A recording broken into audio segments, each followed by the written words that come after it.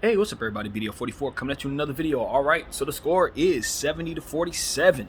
Lakers are down by a million in Toronto, of course, because we're out of a lot of guys, man. No AD, no Braun, no Winion, no Patrick. So we pretty much got no chance. Through the first quarter, I'd say we put up a good fight. We ended that quarter only down by 9. And guys were really kind of doing the things that you want to see them do, basically principle-wise, staying in position for the most part, trying their best to draw fouls and stuff like that. I was complaining about the calls earlier on, but it is what it is. We're on the road. We got our third-string guys going up against first-string guys, so they're going to ref the game as they see it that way. So that means that the stars are going to get their calls and the scrubs ain't going to get their calls. So it's like you're at a disadvantage. We got our guys trying to flop and stuff like that. They're just not calling a whistle or nothing. So when that started happening, it was like, all right, guys, still trying to fight, but the score was getting further and further out of hand. Every time they go down, they shoot free throws. Every time we go down, no whistle. So it's like you have that going on, and then you just cannot match up with this team at all. You got, Scotty Barnes having basically double-digit rebounds in the first quarter. Like, you got Fred VanVleet going off for 18. But the thing about it was we were doing fine through, 22 minutes of play or something like that. First quarter, second quarter, we were okay. We were doing good things, but to me, it just seemed like we started making real bad decisions. We started turning the ball over. I think the tide turned on a Max Christie turnover. As soon as he just kind of made the wrong play where he gave the ball to someone other than Lonnie Walker, who happened to have been open on that play, it just seemed like the air got sucked out of the team. It was like that was the play that basically turned the tide for us to where we didn't have no more fight.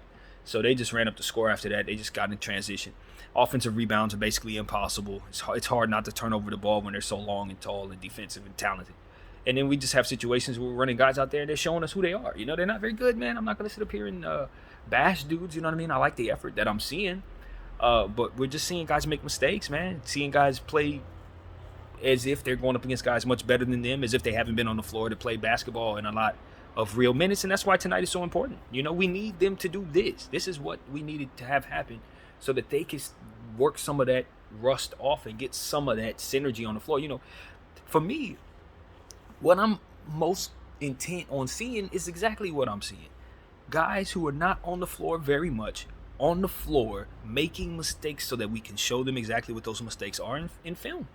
So you can't, if the Toronto Raptors don't play well and blow us out, then there's really no reason for us to be on this floor right now, because you're not going to beat them.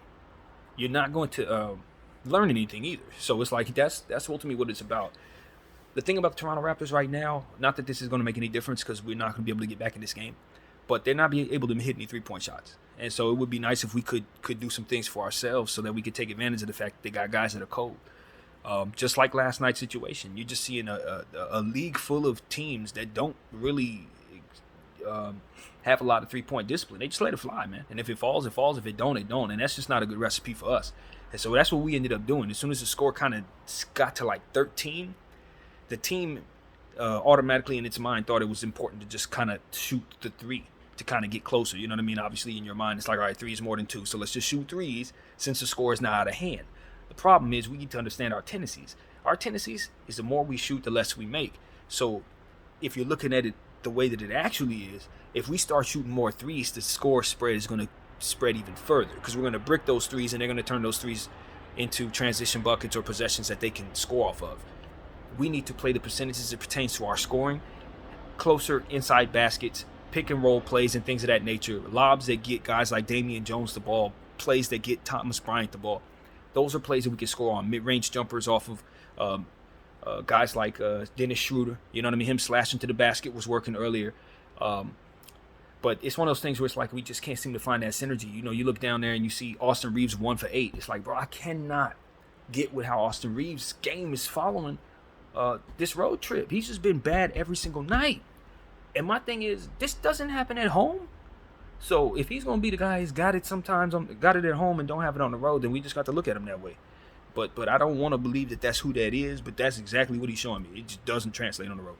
He's showing me effort, though. Our guys always give us effort. It's not like this; they're not playing hard.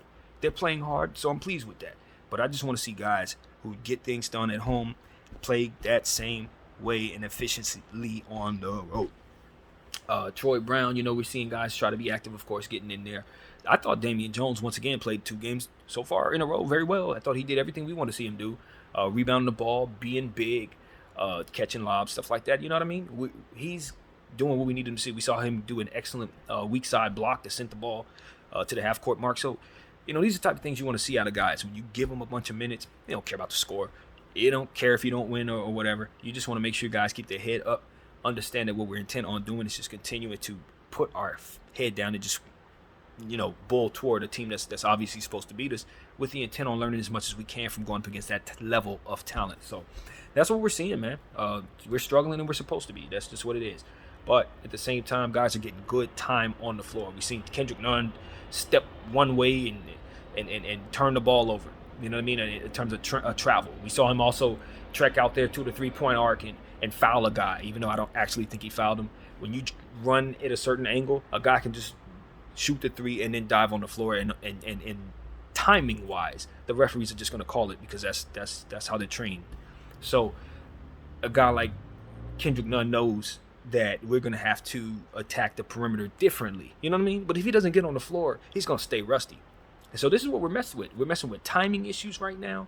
Guys stepping wrong and getting called for travels and stuff like that only happens because guys don't get minutes. And they're not used to how they have to move on the floor in an NBA game until they get out there and deal with it enough times to where it becomes second nature for that type of stuff. So that's exactly what you're seeing. Yesterday, Damian Jones against the Cleveland Cavaliers, a slow pick turns into a turnover because they call it a moving screen. These type of things don't happen if guys get regular minutes. So this is why this isn't a bad thing for our franchise. So let's just keep on watching and rooting for the team. Obviously, the score is going to be bad. But what I'm looking for the guys to do in the second half is have these same intentions that they have in every game. Being better in the second half than they were in the first. Coming out of the locker room with the intent of attacking their weakness, which is being a better third quarter team overall. Being more intent on bringing the heat and the focus in the second half coming out that locker room because we know that's a weakness of ours. So what I want to see is guys do just that. Win or lose, focus level high, defensive principles on intact, and just continue to do things we got to do. Now, one thing that I'm not happy about is the boxing out. I can understand that guys are not very talented or whatever. I can understand guys are going up against guys like Pascal Siakam and Scotty Barnes. But if I'm 7 feet or if I'm 6'10", and the guy that's getting all these boards is also 6'10", just like me, the only thing difference is confidence. You got to get in the way. Be in the way. That's what it is. I tell a guy like Thomas Bryant, you're not in the way enough, fam. You're not in the way. A guy like Juan Toscano Anderson, you're not in the way. You know what I'm saying? You're not boxing out. You got guys, big guys, in front of you, grabbing boards off of the rim and putting them back. Now, that's because you're not confident in who you are enough to make that person have you in the way of them doing that. And so I don't want to hear nothing about nothing. These guys getting paid millions of dollars to play basketball. And I know there's guys in the G League who can do these things. So I'm not taking no slack from these guys. I'm not taking no lacks of effort in regards to them getting these things right as professionals. And that's why this playing time is so important. So that's what I got to say, man. Let's get to the second half. Of course, at the end of this game, I will have something for you as well. And that's pretty much it. Stay healthy, LA. BDL 44. Thank y'all for watching. Out.